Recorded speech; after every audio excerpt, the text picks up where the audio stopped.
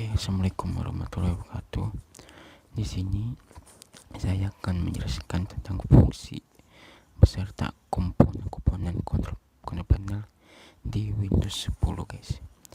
Oke, yang pertama kali yang harus kita lakukan yaitu ke Windows, terus kalian ketik kontrol panel, otomatis sudah terbaca. Terus kalian akan mendapatkan seperti ini. Terus kalian klik. Oke. Di sini saya akan menjelaskan tentang seperti contohnya sistem and security, network and internet, hardware and sound, program, user icon, experience and personalization, clock and login and region, easy of access. Di sini saya akan menjelaskan tentang pengertian kontrol panel, guys.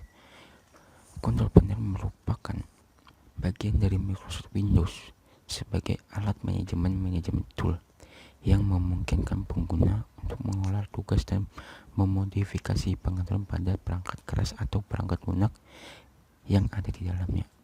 Beberapa contoh kontrol panel perangkat keras seperti pengaturan display, pengaturan fungsi mouse, keyboard, ataupun printer. Untuk kontrol panel perangkat lunak adalah pengaturan format, tanggal, dan waktu, menambahkan dan menghapus program, opsi sayap, font, serta pengaturan pengguna user. Di sini saya akan menjelaskan pertama-tama yaitu sistem security. Di sini ataupun komponen-komponen seperti security and maintenance, Windows Developer Firewall System, Power Option, File History, Backup and Restore Windows 7, BitLocker, Device Script, Stroke and Password Folder, Administrator, dan ini flash file bukan sih. Oke, pertama-tama yang kita bahas itu security and maintenance. Berfungsi untuk melihat pengaturan keamanan sistem seperti perlindungan virus, pengaturan jaringan, dan mengontrol akses pengguna atau user icon control. Selain itu, Anda atau kalian dapat melakukan recovery ketika Windows mengalami masalah. Yang kedua, guys, Windows Defender Firewall berfungsi untuk membantu pengguna melakukan proteksi dalam meningkatkan keamanan komputer dari berbagai serangan. Selanjutnya yang ketiga itu Sistem berfungsi untuk melihat informasi mengenai spesifikasi komputer yang Anda miliki atau yang kalian miliki, seperti jenis prosesor, jumlah RAM, serta aktivasi Windows. Oke, yang selanjutnya itu Power Option, guys. Power Option membantu Anda dalam mengelola opsi daya perangkat komputer atau laptop kalian. Oke, yang selanjutnya File History. File History menunjukkan driver eksternal dan file history. Oke, selanjutnya Backup and Restore Windows 7 digunakan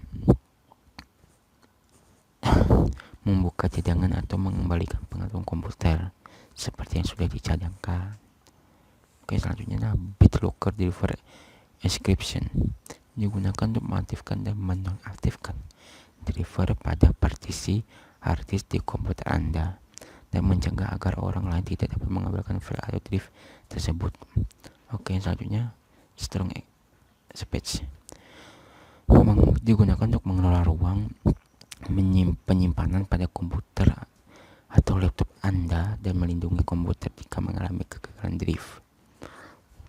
Selanjutnya Work Folder digunakan untuk mengelola folder kerja yang mungkin akan diakses oleh perangkat lain. Oke, yang selanjutnya yaitu yang terakhir digunakan untuk memberi Anda izin untuk mengakses pengaturan penting dalam administrasi sistem. Dan ini yang ada komponen yang ada di sistem and security. Oke, selanjutnya saya akan menjelaskan network and internet. Di sini ada komponen seperti network and sharing center, home group, dan internet option, guys. Oke, yang pertama saya akan menjelaskan tentang network and sharing center. Network sharing center ini digunakan untuk melihat status dari jaringan yang tersedia, mengatur jaringan baru, melihat perangkat yang digunakan dalam jaringan yang dan memperbaiki masalah jaringan. Yang selanjutnya itu home group. Home group membantu Anda atau pengguna dalam membantu jaringan peer to peer. Yang terakhir internet option. Internet option digunakan untuk menyelesaikan pengaturan browser Internet Explorer. Kalau infrared ini saya belum tahu guys, nggak ada sih, saya mencari-cari. Di situ aja komponen yang ada di network internet guys. Selanjutnya hardware and sound. Hardware and sound ini kategori ini memungkinkan untuk Anda melakukan pengaturan terhadap perangkat keras hardware pada komputer seperti printer, pengeras suara ataupun lainnya guys. Yang pertama saya jelaskan di komponen hardware and sound ini, device and printer. Device and printer ini digunakan untuk melihat perangkat keras yang terhubungin dengan komputer Anda atau laptop Anda. Selain itu, Anda atau kalian juga dapat menambahkan atau menghapus printer atau perangkat multimedia lainnya. Selanjutnya autoplay. Autoplay digunakan untuk mengonfigurasi apa yang ingin ditampilkan secara otomatis seperti gambar, video atau konten lainnya guys. Yang selanjutnya yaitu sound. Sound digunakan untuk melakukan pengaturan terhadap pengeras suara yang tersedia di komputer Anda atau di laptop Anda, atau suara yang ada di komputer kalian guys. Yang ini sih power option Windows ini nggak ada sih guys, belum tahu sih gunanya di hardware and sound ini. Yang tahu nih tentang ini infrared.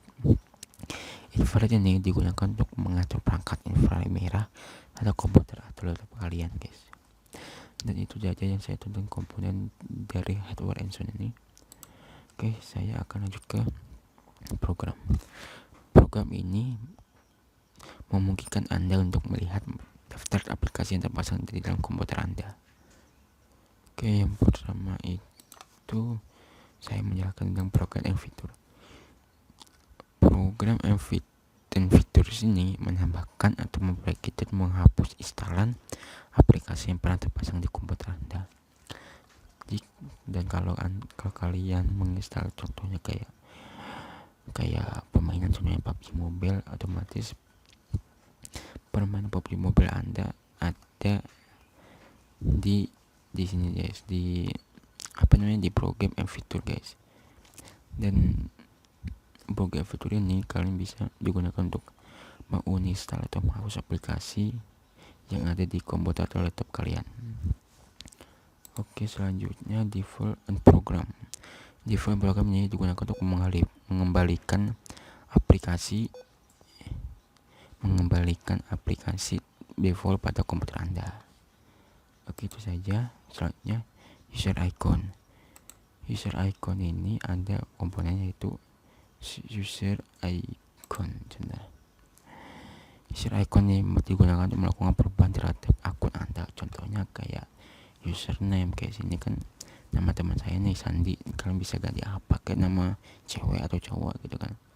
Dan di sini kalian bisa mengubah atau membuat kata sandi komputer Anda biar komputer atau Anda tidak dimasuki atau digunakan orang semudah itu guys.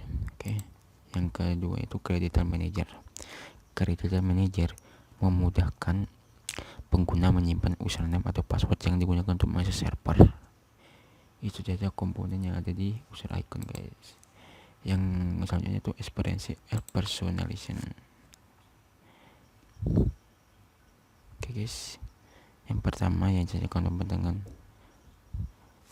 komponen experience personalization ini adalah taskbar and navigation, yaitu digunakan untuk memudahkan Anda untuk mengatur tampilan taskbar, lokasi dan icon dan sebagainya.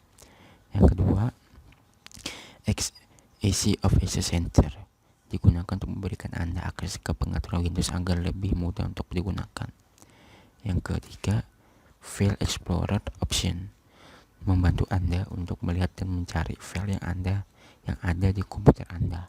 Yang terakhir yaitu Font, menunjukkan kepada Anda daftar huruf yang terpasang di komputer Anda atau yang Anda install guys. Oke, kita lanjut ke Clock Lego and Regin, yaitu komponen yang ada di Clock Lego and Regin ini adalah date and time. Date and time ini memudahkan Anda untuk mengatur tampilan format, tanggal, waktu, zona waktu, dan lainnya guys. Kayak kalian mau buat tanggal kayak kalender gitu bisa guys. Oke, yang ini saya nggak tahu guys. Yang saya tahu tentang region ini, region ini digunakan untuk melakukan pengaruh tentang wilayah Anda atau wilayah yang Anda tempati saat ini guys. Oke, selanjutnya saya akan menjelaskan tentang easy of access. Kalau ini guys saya nggak terlalu tahu, tapi kalau saya tahu tentang pengertiannya, yaitu digunakan untuk tampilan yang berkaitan tentang indera penglihatan, pendengaran atau mobilitas. Speech region merupakan komponen di dalamnya. Melalui komponen ini Anda dapat mengatur kepengaruhan suara yang bisa digunakan untuk mengoperasi perintah di komputer.